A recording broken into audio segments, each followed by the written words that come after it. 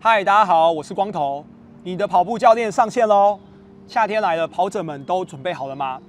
当你穿上跑鞋、系好鞋带、起跑后，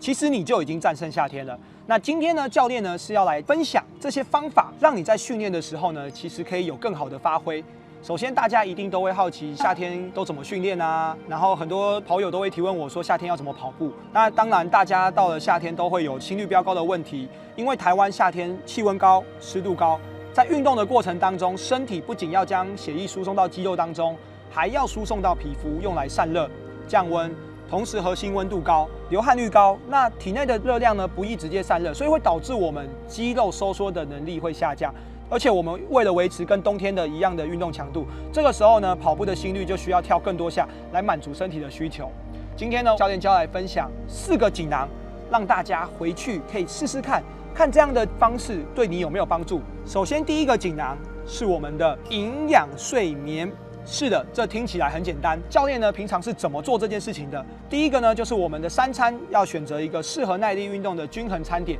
大家试想一下，就是说我们在夏天的气温较高的状态下，其实我们的身体消耗能量是非常大的。那你的身体其实如果没有一个好的能量的补充，容易导致你的身体一下就没力，所以心率很容易就飙高。所以我的碳水化合物通常我会选择，不管是白饭、糙米、燕麦、鹰嘴豆，这些好的碳水化合物呢，那透过营养师的搭配，通常会建议我在高强度训练日的时候，每公斤会吃8到10克；中强度训练日的时候，每公斤可能6到8克；那低强度的时候，通常会落在3到5克之间。所以呢，透过这样的搭配呢，让我的每一餐的碳水化合物都有一个基准值，能够有更好的一个方向。那蛋白质呢，通常我们会建议就是以我这样子高强度训练的呢，我会抓每公斤1.5克到1.8克之间。进行低强度的慢跑的时候，通常我会抓1.2克到1.5克之间。脂肪的部分我会选择，比如说像橄榄油，像你吃 Subway 就可以去选取到橄榄油，或者是去吃鲑鱼啊，因为它有好的蛋白质，同时又有很好的脂肪，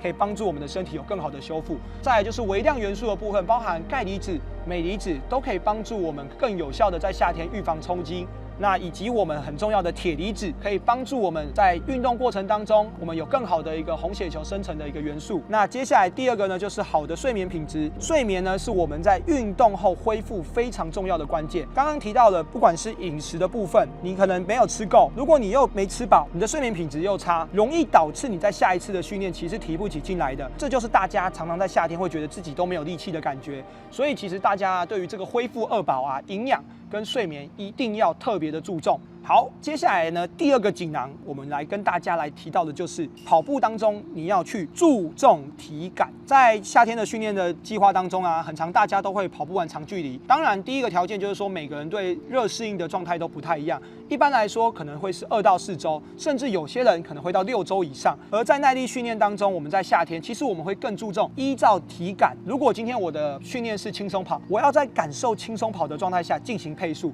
那透过心率的方式来辅助监控，但是心率可能会因为不管是手表的因素、气候的因素而改变，所以通常我们会建议你还是要学习认识自己的体感，来帮助自己在每一个训练，不管是有氧耐力、间歇、乳酸阈值不同的训练当中，能够有好的一个体感认知。当你的训练不管是时间拉长或是提高强度的时候，你的身体可以逐步适应这样子的一个状态，来帮助自己在夏天当中比较不容易有爆掉的状态。第3个锦囊呢，就会是肌力体能。在跑量较低的夏天当中啊，其实适当的加入肌力训练，对于跑者来讲是不可或缺的训练。为什么要这样说？在耐力运动赛事当中，跑步训练决定你的下限，而肌力训练却可以改变我们的上限。那我自己呢，喜欢做的一些肌力训练，包含了弹力球的棒式、弹力球的桥式、杠铃深蹲、单脚硬举、臀中肌的强化，以及臀大肌的一个稳定的训练。当我的肌力训练有效提升之后，其实我会发现我在跑相同的速度的时候，我会变得更经济、更有效率。今天呢，大家也知道了这个东西呢，我知道跑者非常不喜欢，但是你可以适当的去逐步的增加你的肌力训练，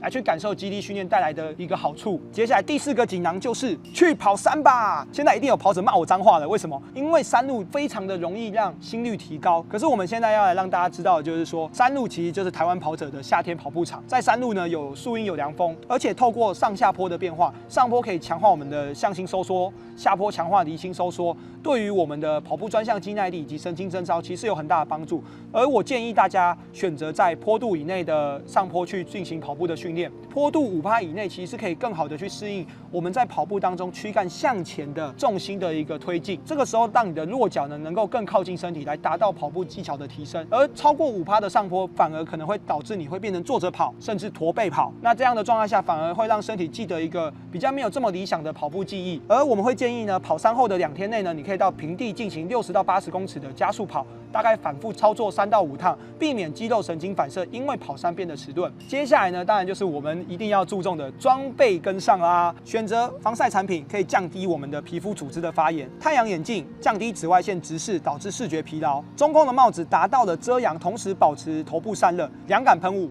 有喷就有凉，相对的比较不会这么的不舒服。那在夏天当中呢，有几个注意事项，大家一定要特别记得。第一个就是补水的频率，因为我们的流汗率提高了，所以原本如果你是5公里补水一次的，你可以调整成2到3公里一次。再来是我们的时间，你可以选择清晨或是傍晚，太阳公公未露脸时。这个时候进行训练，可以大幅的降低核心温度的上升。第3个，场地选择有阴影处的田径场或者是公路训练，偶尔你也可以调整到跑步机上跑。像是国外的选手，冬天的时候他们也会进行跑步机的训练，因为他们的户外在那个阶段是会下雪的。那我们常说夏练秋收，夏天练跑，秋天起飞。确实在夏天当中，户外跑步实属不易。但是呢，当我们呢能够有方法的，以及在专业的指导下进行训练，到了秋冬赛季的时候，其实对于环境的适应力是有帮助的。毕竟有时候10月到12月的赛事也会非常的热，而当我们今天做了热适应的训练，你在夏天起跑后，你才是征服全天候。最后，教练今天分享经验给你，记得帮我们按赞、订阅、加分享。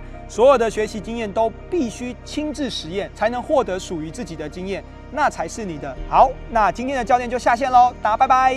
我觉得心肺还是有影响啊，就是很明显有落差，就是以前跑山路不会这么喘，因为我以前跑山路还蛮稳的，今天跑起来就是第一个腿没有力啊，然后第二个心肺还蛮喘的，对啊，唉，我们看一下我们女选手回来没，我去救助一下她。